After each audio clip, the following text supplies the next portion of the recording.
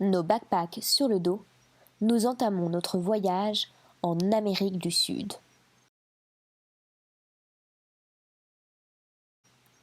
Notre grand périple commence par la découverte de la Colombie centrale.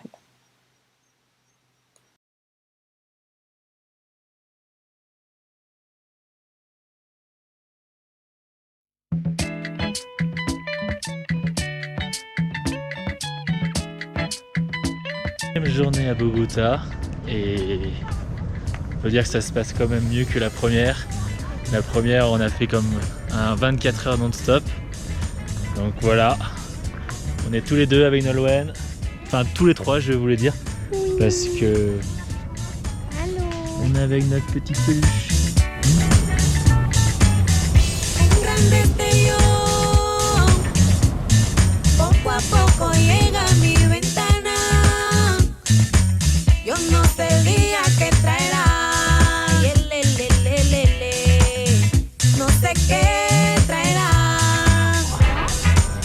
Décathlon est toujours là pour nous soutenir.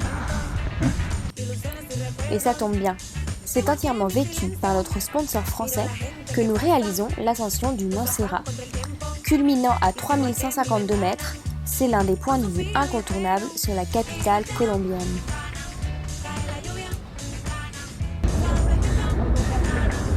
Pas du tout fatigué.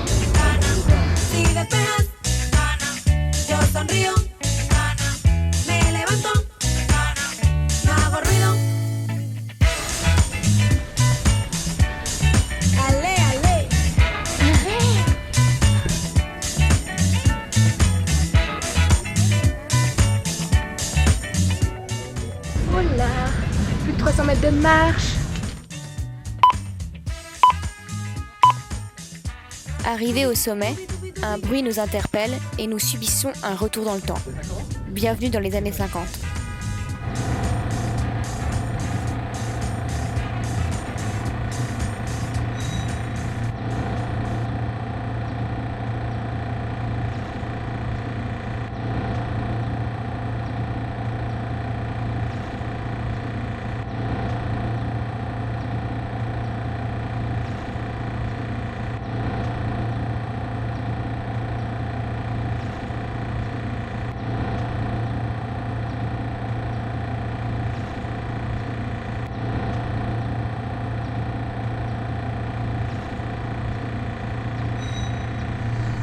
Merci au climatiseur pour les effets sonores. Maintenant, retour au présent. Allez, prends un bon petit morceau de Feu de la Passion.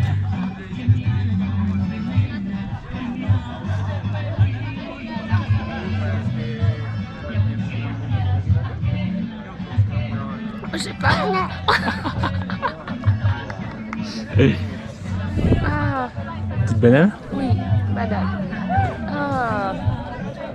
Quelles idées de acheter des trucs des fois. Ah mais il faut essayer. Oh, il faut essayer. Mais c'est pas bon. Gros avocado qui fait la taille de ta tête.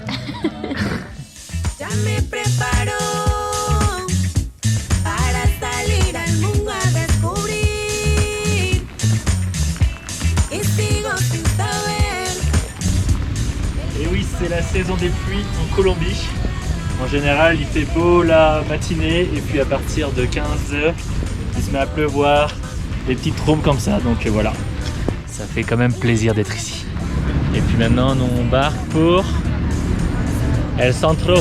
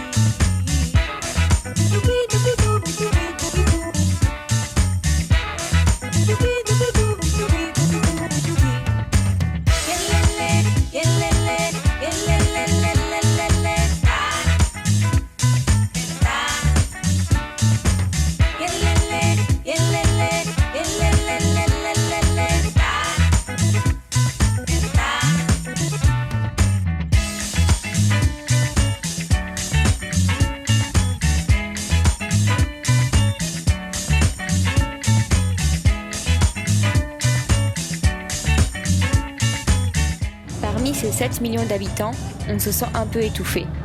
Après seulement 2 jours à l'explorer, il est grand temps de s'en échapper. Bienvenue à Zaipikira. Initialement non prévu dans notre planning, Zipaquira est une ville fort chaleureuse où il fait bon vivre. C'est dans cette ville que se trouve la première merveille de Colombie, une cathédrale creusée à même une mine de sel. C'est parti pour en prendre plein les yeux.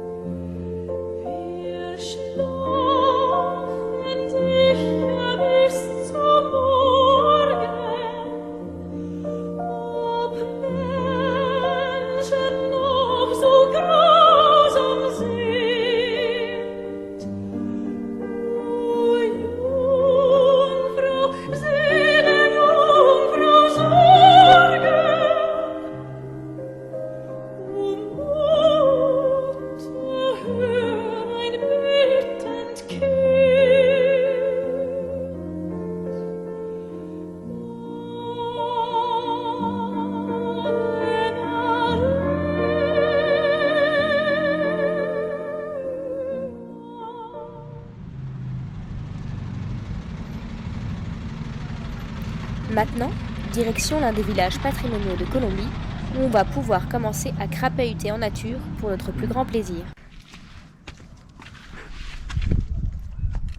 Bienvenidos à Villa de Leyva. Inscrite au patrimoine national de Colombie, Villa de Leyva est une petite ville de 6000 habitants située dans le département de Boyacá. C'est un centre touristique célèbre à cause de son immense place centrale à gros pavés et les bâtiments qui l'entourent. Alors chérie, on a réservé le restaurant rien que pour nous. Oui, c'est ça. Trop bien. On a notre petite place, notre petite bande virtuelle. Et puis voilà. C'est ça la saison hors touristique. C'est parti.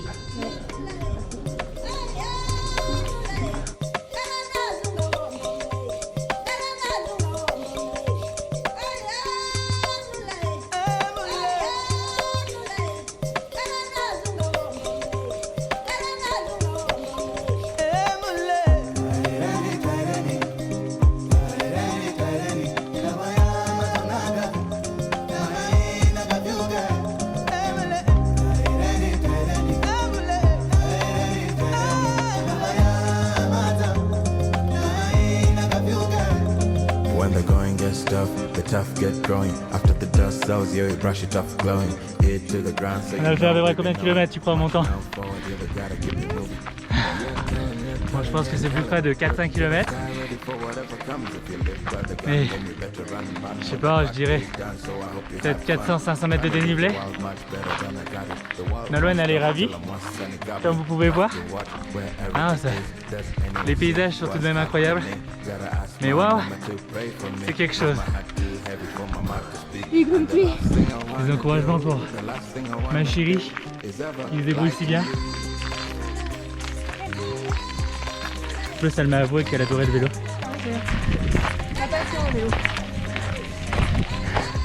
il y a 1 heure, il faisait beau. Et maintenant, c'est la grosse pluie. C'est ça, la Colombie.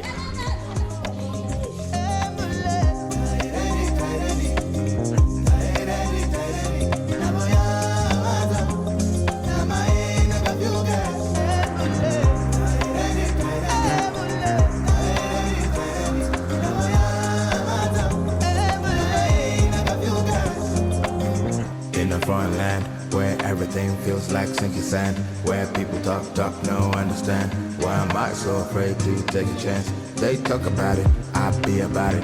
Got the skies to show, I walk through it. Aim for the sky, aim high. If it don't fit in, then bye.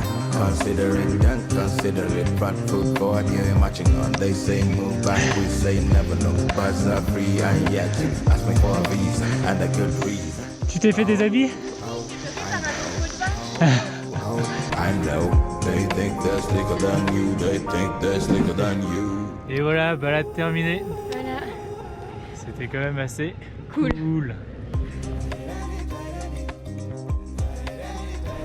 Bienvenido à Mongi. Nous voici à Mongi, un petit village pittoresque perché dans les hauteurs. On y rencontre Josefina, une grand-mère fort sympathique qui s'improvise guide touristique.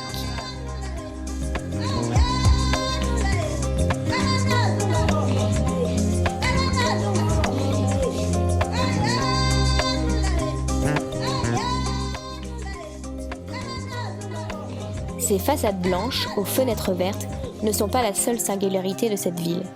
En effet, cette dernière est réputée dans toute la Colombie pour sa fabrication artisanale de ballons.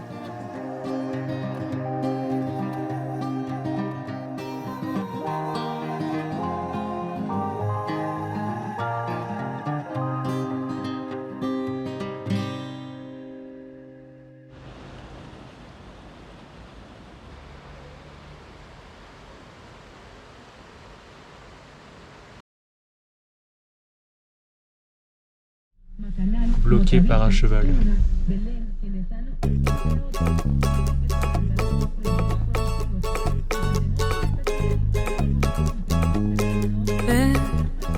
Nous ne sommes pas venus à Mongi par hasard. C'est ici que l'on retrouve un écosystème unique en Colombie, le Páramo. Il s'agit d'un milieu humide en altitude. Il joue un rôle très important dans la préservation de la ressource en eau colombienne. Durley, notre guide pour la matinée, nous parle des paysages qui nous entourent et des différentes espèces végétales que l'on peut apercevoir le long du sentier. Plantes grasses, lichens et bien sûr les frailejones. Ce sont en quelque sorte les protagonistes des Páramos. Entre éducation environnementale et cours d'espagnol, notre guide nous explique pourquoi nous ne pouvons pas faire la randonnée depuis Mongi, où se situent les plus remarquables frailejones. En effet, bien que le Páramo fasse partie d'une aire protégée, cette dénomination offre au final très peu de protection, puisque la plupart des terres de ce parc sont privées et n'appartiennent pas à l'État. Depuis plusieurs années, le Páramo vit au rythme des ouvertures et des fermetures dictées par les propriétaires terriens qui cherchent à défendre leur activité paysanne, pendant que les défenseurs de l'environnement et les guides touristiques cherchent à réduire l'impact du pastoralisme sur les écosystèmes. Bref, la situation est complexe et n'est pas encore prête d'être résolue.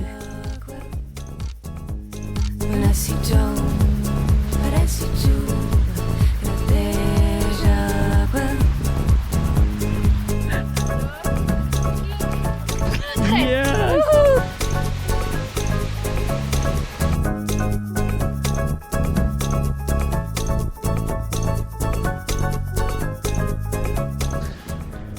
Alors on s'est fait une petite ascension avec ce cher Rodrigue. Qu'est-ce que t'en penses, Rodrigue? T'as aimé ça? Hein? Belle aventure?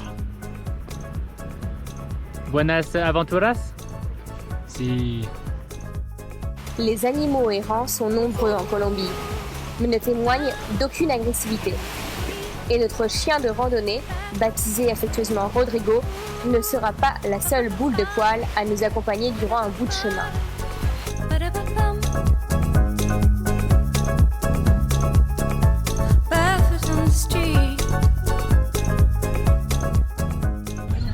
cannabis. Allez. On va pas arriver à Barie-Chara. Ouais, je sais pas si on va arriver dans les temps là. Est-ce qu'on s'est même pas présenté en plus? Non, c'est vrai que j'en plus, même pas mon nom. Moi j'étais là, mais à fait, comment elle s'appelle? Non, elle le fait pas, je sais pas. J'étais là. Beaucoup de voyageurs croisent notre route également, dont Aurélie, une Nantaise avec qui nous passons la journée, en commençant par l'incontournable ville de Barie-Chara, dont les points de vue sur la vallée sont saisissants.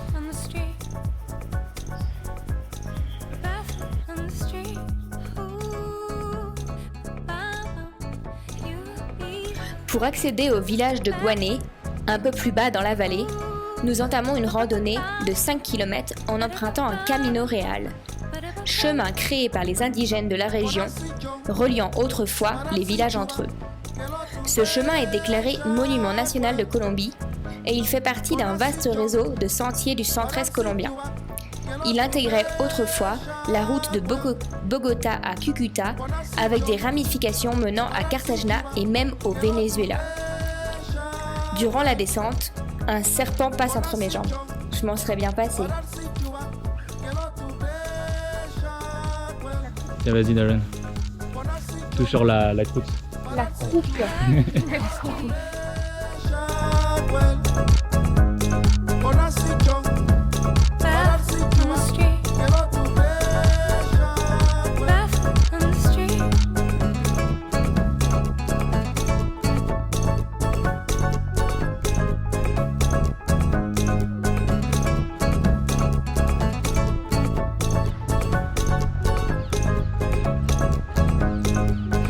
Dans le village de Gouané, où le temps semble s'être arrêté, les rues sont pavées à l'ancienne. Les maisons blanches, aux tuiles oranges, illustrent l'empreinte architecturale des Espagnols au cours de la colonisation. L'église également a bien préservé son allure d'antan.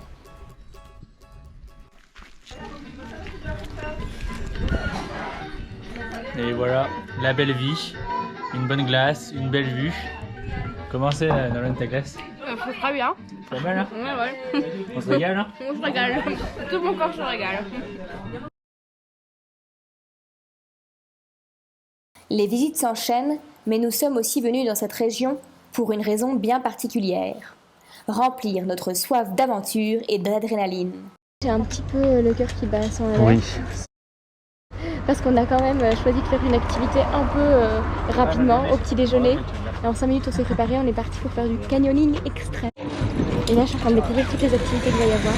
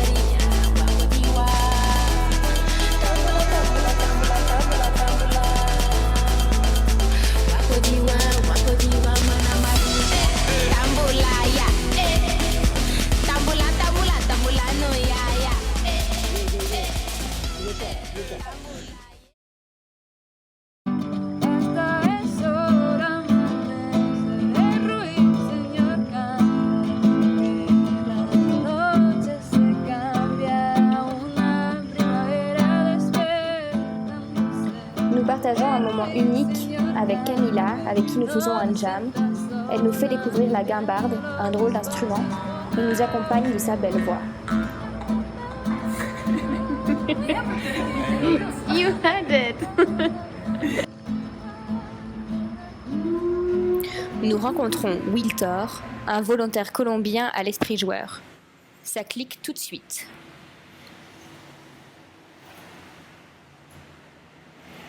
Il nous fait découvrir un jeu typiquement colombien, le terreau. Dominique, motherfucker!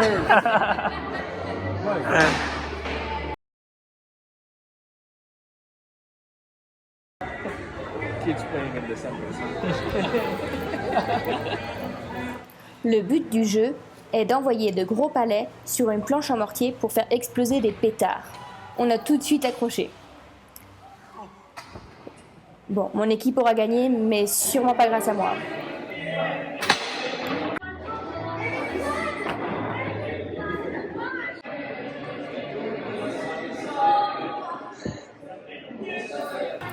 Et bien sûr, nous nous lions d'amitié avec Reinhard, grand joueur d'échecs, et bel esprit avec qui nous poursuivrons le voyage.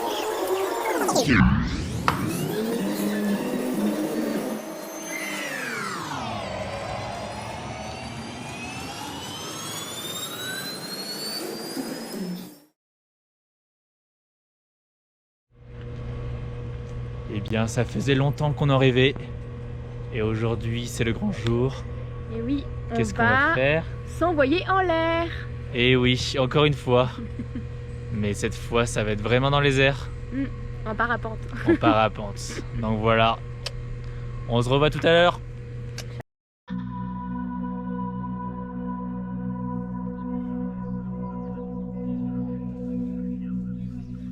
Birds flying high, you know how I feel. Sun in the sky, you know how I feel. Breeze drifting on by, you know how I feel. It's a new dawn, it's a new day, it's a new life for me, yeah. And I'm feeling good.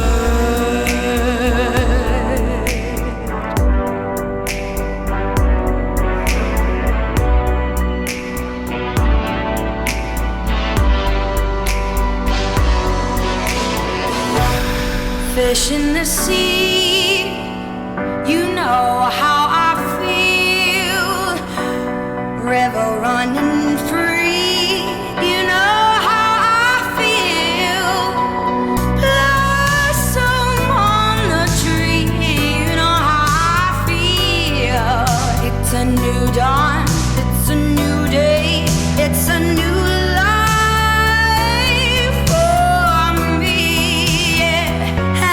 feeling good.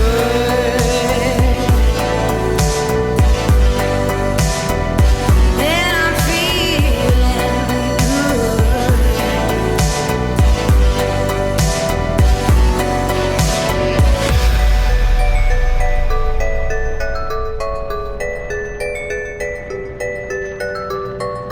Dragonfly out in the sun, you know what I mean, don't you know?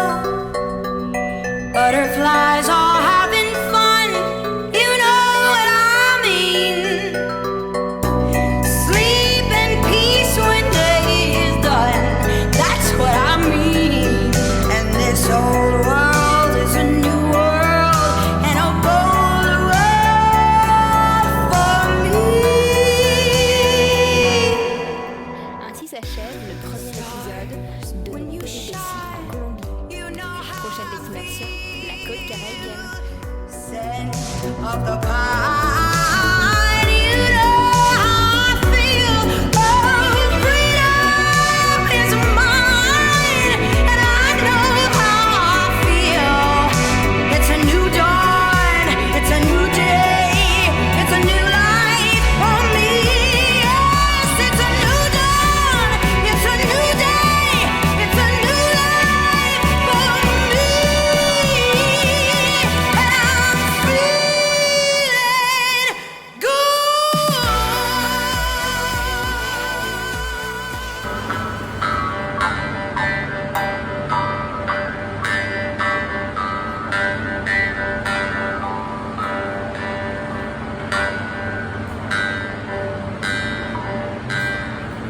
yeah.